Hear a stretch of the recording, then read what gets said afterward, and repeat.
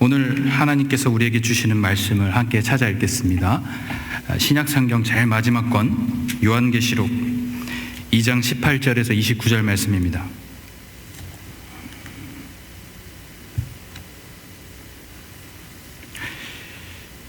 요한계시록 2장 18절에서 29절 말씀입니다.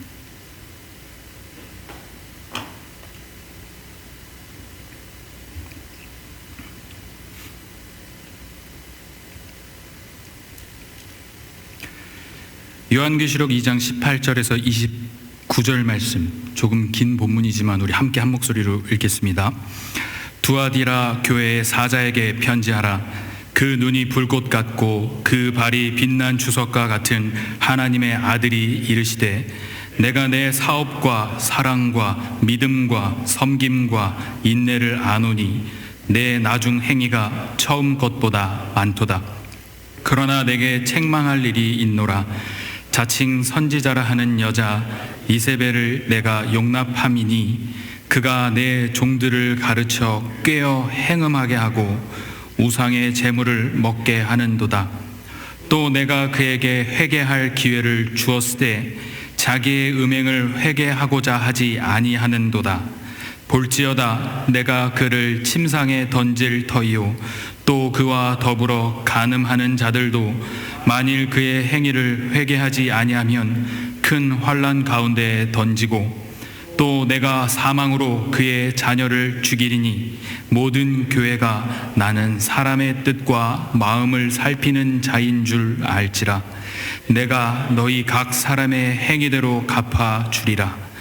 두아디라에 남아있어 이 교훈을 받지 아니하고 소위 사탄의 깊은 것을 알지 못하는 너희에게 말하노니 다른 짐으로 너희에게 지울 것은 없노라. 다만 너희에게 있는 것을 내가 올 때까지 굳게 잡으라. 이기는 자와 끝까지 내 일을 지키는 그에게 만국을 다스리는 권세를 주리니 그가 철장을 가지고 그들을 다스려 질그릇 깨트리는 것과 같이 하리라.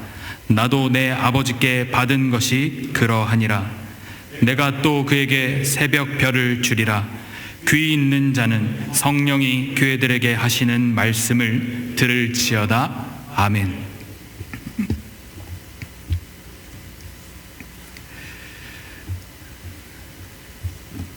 오늘 설교 제목 말씀은 주님의 편지입니다. 주님의 편지라는 제목을 가지고 벌써 네 번째 말씀을 전하는데요. 여러분들 에베소에 보내는 편지, 그리고 서머나 교회에 보내는 편지, 버가모에 보내는 편지, 세 편지 세 통은 잘 간직하고 계신 거죠? 네. 네 번째 편지 두아디라 교회에 보내는 편지입니다. 먼저 두아디라가 어느 곳인지를 잠시 살펴보면 이곳은 매우 번화한 무역의 중심지였습니다. 청동 기술자, 털실 제조업자, 직조공, 염색공 등등 많은 직업들을 가진 사람들이 있었습니다. 우리가 잘 아는 인물도 두아디라 출신입니다. 누구죠? 제가 알려드리겠습니다. 사도행전 16장 14절 말씀, 두아디라 시에 있는 자색 옷감 장사로서 하나님을 섬기는 루디아라 하는 한 여자가 말을 듣고 있을 때 주께서 그 마음을 열어 바울의 말을 따르게 하신지라. 우리가 루디아라 하는 인물을 잘 알죠. 이 루디아는 두아디라 출신입니다. 두아디라와 빌립보를 오가면서 이렇게 특별한 조개 껍질을 염료로 사용해서 아름답고 값비싼 자주색의 옷을 직물을 만들어 팔던 여자 상인입니다. 그녀는 사도 바울을 만나서 복음을 전해 듣고 그리스도인이 되었습니다. 주께서 그 마음을 열어 바울의 말에 따르게 하신지라. 그저 바울의 그 권위가 대단해서가 아니라 하나님께서 선택하셨고 그 복음을 듣고 반응케 하시고 회심케 하셨다는 겁니다. 바울은 루디아와 그녀의 모든 식구들에게 세례를 주었고 그녀는 바울과 전도자들을 자신의 집에 묵게 해주며 바울의 큰 조력자가 되었습니다. 그 두아디라 시에 교회가 세워졌습니다.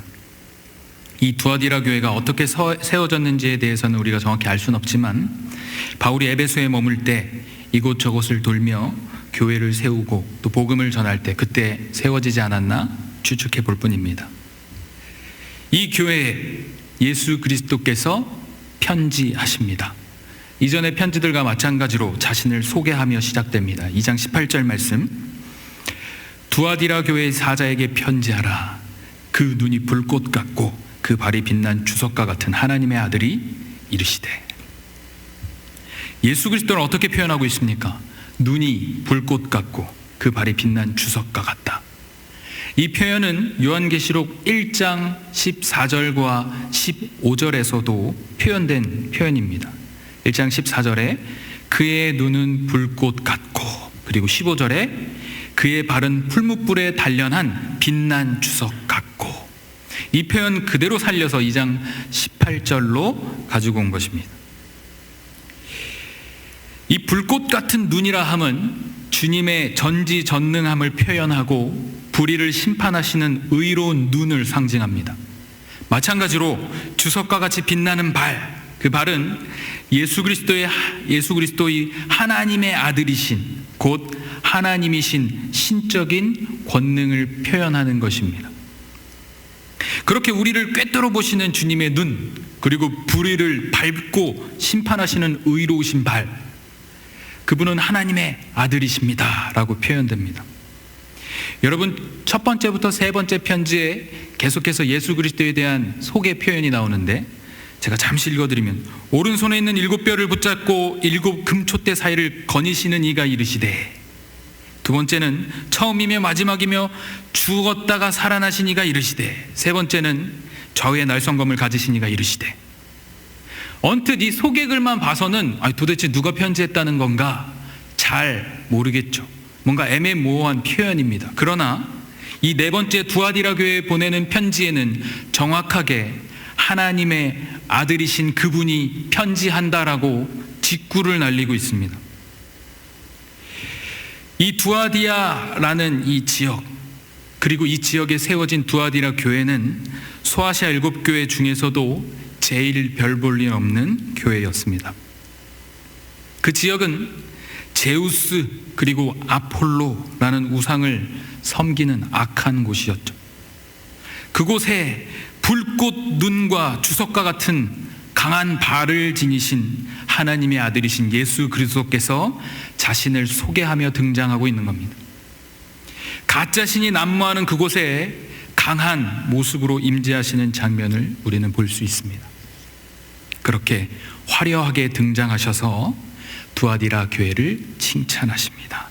우리 2장 19절 말씀 함께 한 목소리로 읽어보면 좋겠습니다. 함께 읽겠습니다. 시작. 내가 내 사업과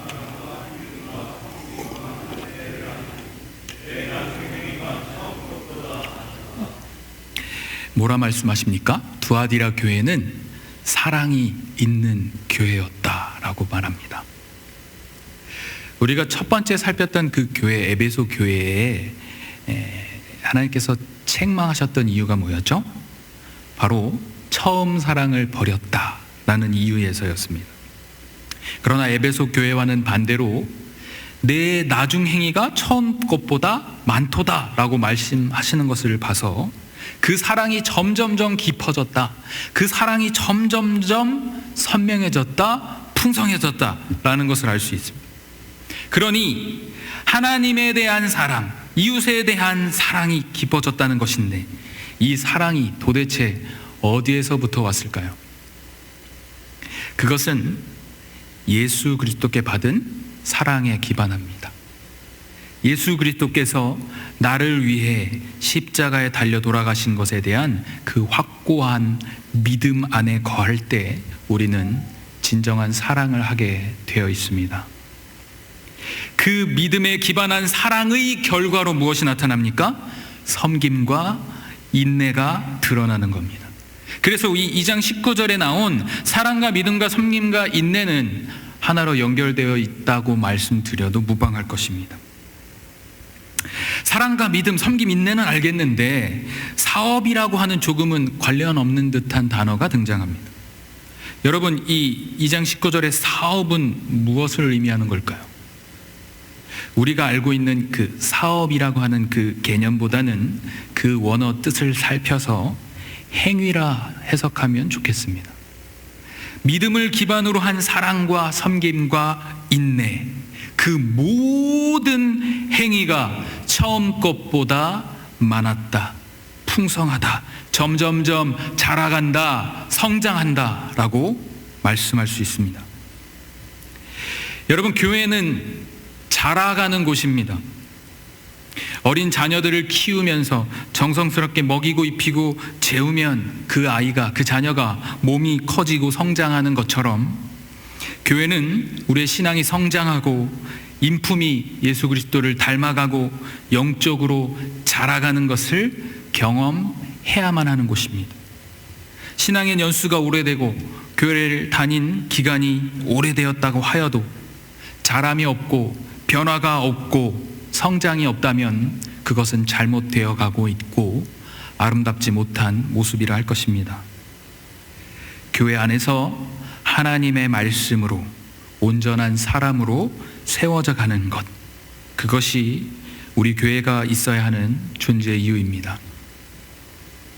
처음 사랑을 버린 에베소 교회에게 처음 사랑을 가지라 말씀하셨던 것처럼 사랑이 있는 두아디아 교회를 칭찬하셨던 것처럼 우리 교회에게, 그리고 여러분 모두에게 믿음을 기반으로 한 사랑과 섬김과 인내, 그 모든 행위가 점차 자라가는 귀한 은혜를 누리시기를 주님의 이름으로 간절히 소망합니다. 이 칭찬에 뒤이어서 두아디라 교회를 향한 책망의 말씀이 이어집니다. 2장 20절 말씀 함께 읽겠습니다. 시작. 그러나 내게 책망할 일이 있노라. 자칭 선지자라 하는 여자 이세벨을 내가 용납함이니 그가 내 종들을 가르쳐 꾀어 행음하게 하고 우상의 제물을 먹게 하는도다. 이세벨이라고 하는 자가 등장합니다. 교회에 이세벨이라고 하는 이 씨의 사람이 등장한 겁니까? 아닙니다. 요한계시록에는 무수히 많은 그 상징이라는 것들이 등장하는데 그 하나라고 봐도 무방할 겁니다. 이세벨은 북이스라엘의 아합 왕의 아내였습니다. 그녀는 우상인 바알과 아세라를 이스라엘로 가지고 와서 이스라엘을 혼돈케 했던, 그리고 흔들어 제꼈던 아주 악한 사람입니다. 성적으로 난잡한 종교, 이것을 신앙이란 이름으로 포장하여 도덕적으로 타락시키는 데 일조한 질이 좋지 않은 사람입니다. 그녀는 여호와의 선지자들을 죽였고 선지자 엘리야를 핍박하기도 했습니다. 여러분, 이 이세벨의 이름의 뜻이 무엇인지 아십니까? 그 이름의 뜻이 고상하다, 순결하다, 순수하다라는 의미입니다. 그러나 그가 한 행위는, 그의 삶은 도저히 고상하고 순결하고 순수하지 못했습니다. 그녀가 행한 것은 가증한 일뿐이었고 난잡한 일을 도모했고 음행하는 악한 일들을 행했습니다. 열왕기하 9장 22절을 보면 요람 왕이 예후에게 이세벨에 대해서 얘기하는 구절이 나옵니다. 제가 읽어드리면, 요람이 예후를 보고 이르되 예후야 평안하니야 하니 대답하되 내 어머니 이세벨의 음행과 술수가 이렇게 많으니 어찌 평안이 있으랴 하더라. 그녀의 삶을 두 단어로 요약하면 음행과 술수라는 겁니다. 그녀는 악한 사람이었습니다. 예수 그리스도께서 두아디라 교회에 이세벨을 용납한 것을 책망하시는 것은 당시에 두아디라 교회의 아내, 두아디라 교회의 지도자의 아내였던지, 아니면 두아디라 교회를 거짓과 음행으로 오염시키고 있던 어떤 한 사람이 있었다든지, 그런 자를, 그런 무리를 두아디라 교회가 용납했다는 겁니다. 그래서 주님은 이것에 대해서 책망하고 있는 것이죠. 그들이 교회 안에서 사랑하는 주님의 자녀들을 꾀어서 행음하게 하고 우상의 재물을 먹게 하는데, 그것을 막지는 않고 그것을 축출해서 내보내는 것이 아니라 그걸 같이 앉아서 먹고 있던지, 거룩함에 대해서 수호하지 않고 그저 용납했다라는 것이 책망의 이유입니다. 이는 하나님 앞에 매우 책망받아 마땅한 일일 것입니다. 그들이 하는 이야기들이 마치 옳은 이야기처럼, 마치 진리인 것처럼 포장하고 꾸몄을 텐데 그것들을 인정했다는 겁니다. 그 다양성을 인정해버렸다는 겁니다. 방치했다는 겁니다. 사랑과 믿음과 섬김과 인내가 존재하는 교회였지만 이들의 잘못은 거룩함을 버렸고 진리에 대해서 보호하고자 하는 의지가 부족했습니다. 이세벨과 그녀를 따르는 그 무리들은 교묘하게 교회를 넘어뜨리려는 자들이었습니다. 그들이 자신들의 이마에 만약에 악녀, 음행자, 나쁜 놈이라고 쓰고 다녔다면 단박에 티가 났겠지만, 그러나 그들의 교묘한 행위들, 진리에 깊이 뿌리지 못한 성도들이 유혹당하고 넘어졌다라는 겁니다. 만약에 제가 아주 나쁜 놈이라고 칩시다. 교회 안에 이렇게 쓱 들어와가지고 김상원 목사로 살아가지만 제가 아주 악한 것들을 심어주기로 작정을 했다고 가정을 합시다. 진짜가 아니고. 만약에 우리 화평교회에 세 가족이 들어왔습니다. 그런데 제가 그 세 가족을 양육하기 시작해요. 성경 말씀으로 막 양육합니다. 하나님 진짜 좋은 분이죠? 막 이러면서 계속해서 하나님에 대해서 설명을 하는 거예요. 새신자님, 하나님이 너무너무 좋으신 분이고 당신을 너무너무 사랑한대요. 근데 지금 당신이 하고 싶은 그 일을 하나님도 같이 기뻐하시지 않겠습니까? 우리 앞길을 막으시는 하나님이 진짜 좋으신 하나님일까요? 그런 하나님은 없어요. 하나님은 정말 좋은 분이셔서 당신이 하고자 하는 대로 그 마음을 주셔서 하게 한 겁니다. 당신이 그 하고 싶은 거 하나님께서 마음 주셔서 그렇게 된 겁니다. 그래서 정말로 하나님을 만나시고 싶으시다면 진정한 당신을 찾아 떠나시면 됩니다. 진정한 나를 발견하면 진짜 그것이 하나님을 만나는 방법입니다.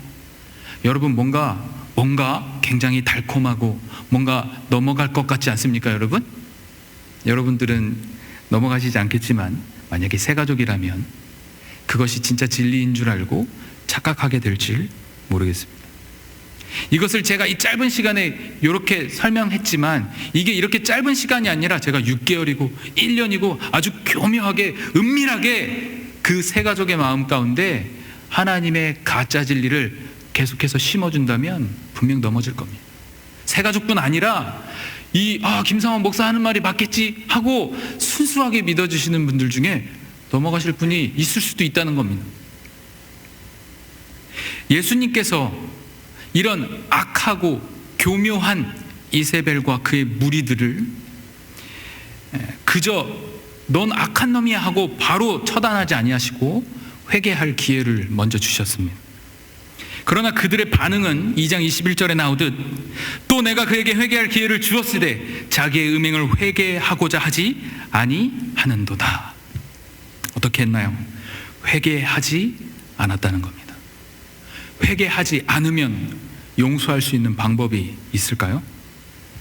악인들은 그들의 악이 절대 밝혀지지 않을 것이라는 착각을 했을 겁니다. 그리고 회개하지 않았죠. 여러분, 범죄자들을 보십시오. 누가 자기가 쇠고랑을 차고 징역을 살 걸 예상하고 범죄를 짓습니까? 자신의 그 어두운 범죄와 악한 것들이 절대 걸리지 않을 거다, 성공할 거다 하는 그 착각 속에 빠져 범죄를 하는 것입니다. 범죄도 그렇지만 죄는 더합니다. 우리 안에 머무는 생각만으로도 죄가 되니 말입니다. 회개할 기회를 얻어도 그 음행과 우상의 재물을 뿌리치기 힘들었을 수도 있습니다. 여러분, 죄에서 돌이키는 것이 쉽습니까? 여러분 모두는 다 죄 가운데 자신에 대해서 고뇌하며 하나님 앞에 그 처참한 상태를 바라보면서 죄에서 돌이키기를 간절히 바라봤던 적이 있을 겁니다. 여러분, 그 죄에서 돌이키는 것이 쉽던가요? 무척 어려운 일입니다. 무척 괴로운 일입니다. 죄가 가져다주는 그 안정감과 달콤함과 기쁨과 쾌락을 끊어내는 것은 몸의 일부를 떼어냄과 같이 아프고 괴로운 일일 것입니다. 그러나 그 아픔을 경험하고 싶지 않아 회개를 하지 않는다면 그 결과는 영원한 파멸일 뿐이라는 겁니다. 이세벨의 결국도 그리했습니다. 하나님께서 엘리야를 통해 회개할 기회를 여러 번 주셨다는 겁니다. 그러나 회개하지 않은 이세벨은 창에서 던져지고 그 시체를 개들이 먹었습니다.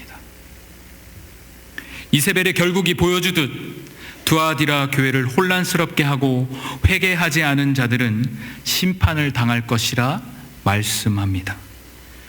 계시록 2장 22절 23절 말씀을 제가 읽어드리면, 볼지어다 내가 그를 침상에 던질 터이요 또 그와 더불어 간음하는 자들도 만일 그의 행위를 회개하지 아니하면 큰 환난 가운데 던지고 또 내가 사망으로 그의 자녀를 죽이리니 모든 교회가 나는 사람의 뜻과 마음을 살피는 자인 줄을 알지라 내가 너희 각 사람의 행위대로 갚아주리라. 하나님과 우상을 섞어 경배하는 행음자들, 그들이 그 회개할 기회를 걷어차고 회개치 않는다면 큰 환난에 던져질 것이다. 각 사람의 행위대로 갚을 것이다 말씀하십니다. 사람의 뜻과 마음을 살피는 자다 말씀하십니다. 우리 안에 죄된 생각이 머무르는 것으로도 주님께서는 우리의 마음을 다 감찰하시는 분이기에 그 죄에 대해서 보신다는 겁니다.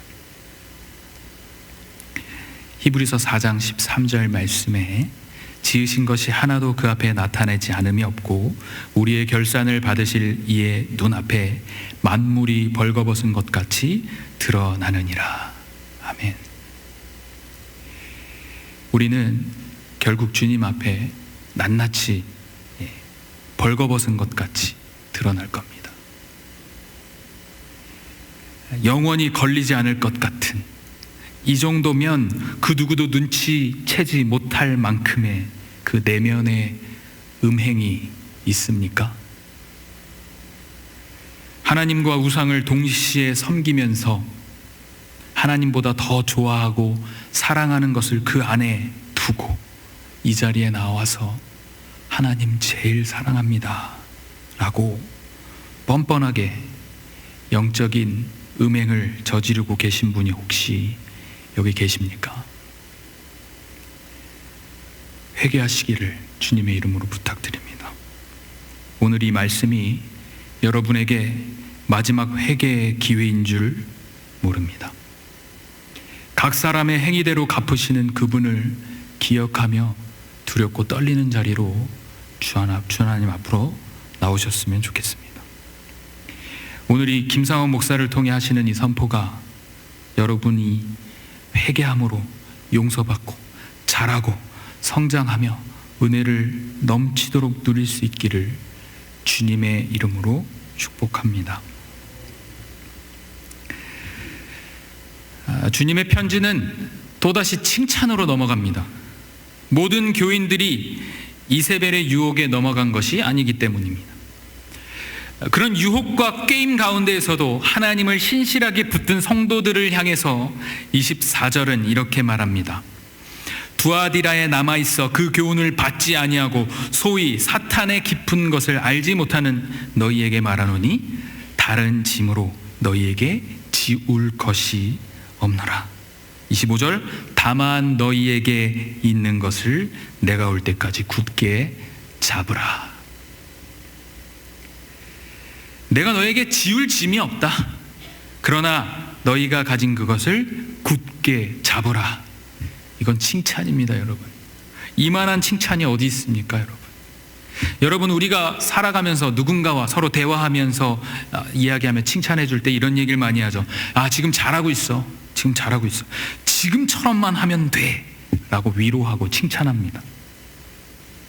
우리가 주님과의 관계에서 잘하였다, 충성된 종아, 지금처럼만 하면 된다 라고 주님께서 우리에게 말씀하신다면 더할 나위 없이 좋겠죠.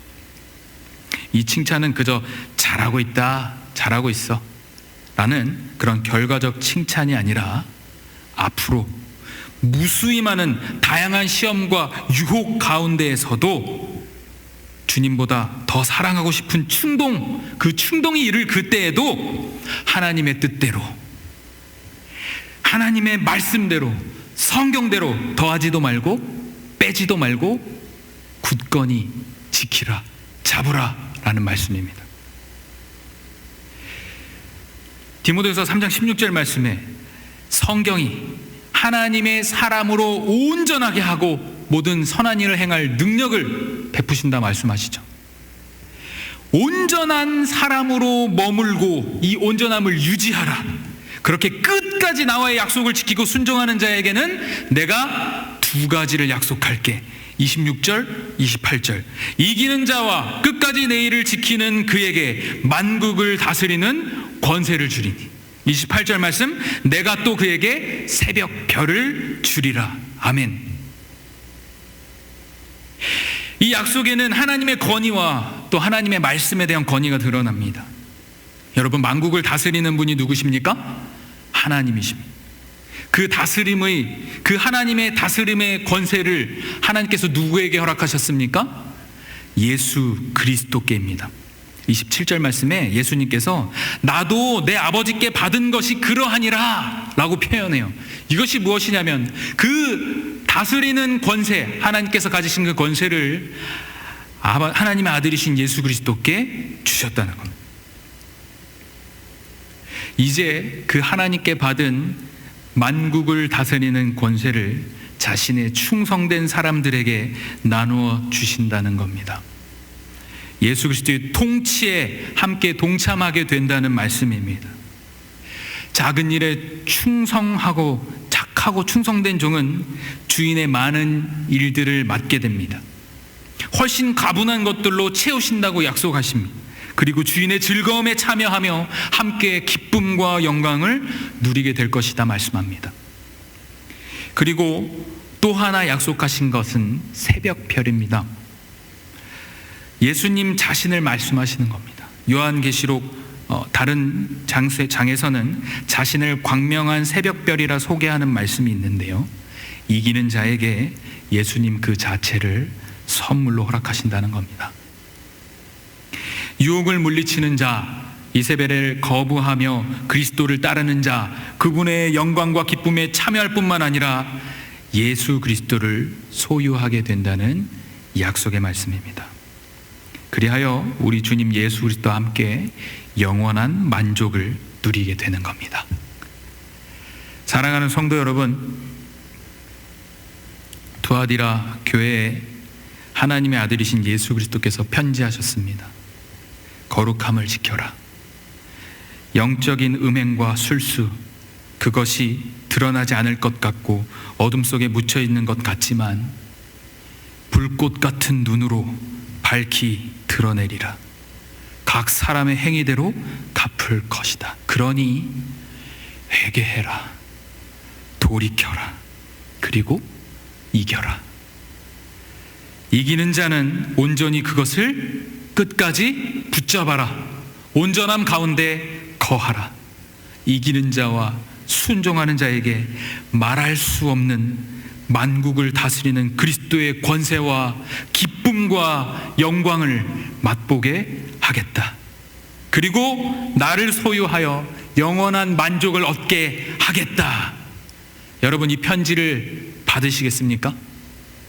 이 편지를 그저 오늘 잠시 앉아있다가 돌아가고 잊으시겠습니까? 아니면 여러분 10년 가운데 새기시겠습니까?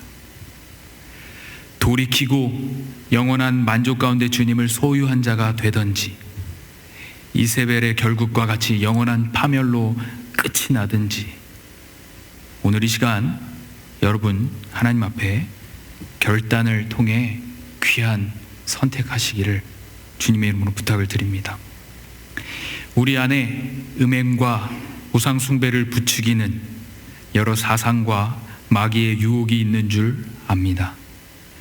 우리가 그의 앞잡이가 될 것이 아니라 같이 마주 앉아 우상의 재물을 뜯어먹는 꼴이 아니라 예수 그리스도께서 원하시는 남은 자, 이기는 자, 순종하는 자 되어서 주님의 영원하신 기쁨과 만족에 참여하게 되시는 영광을 누리시기를 주님의 이름으로 간절히 축원드립니다.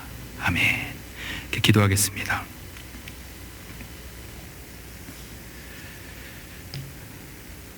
거룩하고 아름다우신 주 하나님, 우리에게 이 요한계시록 주님의 편지를 들려주시고 깨닫게 하여 주셔서 진실로 감사합니다. 우리 교회에게, 우리 각자에게 이 시간들을 통하여서 주님을 바로 바라보며 주님을 바로 사랑하며 주님 안에 온전히 거할 수 있는 기회의 시간이 될 수 있도록 주님께서 은혜로 채워 주시옵소서. 오늘 그저 왔다가 몸만 왔다 몸만 돌아가는 것이 아니라 주님 앞에 결단함으로 선택함으로 온전히 주님께서 약속하신 아버지 하나님의 그 만국을 다스리는 권세와 함께 예수 그리스도를 소유한 자로 아름다운 당당한 멋진 삶을 살아갈 수 있는 우리가 될 수 있도록 은혜를 덧입혀 주시옵소서. 우리에게 성령이 말씀하시는 그 음성 가운데 귀 기울이고 들을 수 있는 귀를 허락하시며 그런 마음을 허락하여 주실 주님을 기대하오며 사랑하신 예수 그리스도 이름으로 간절히 기도 올려드립니다. 아멘.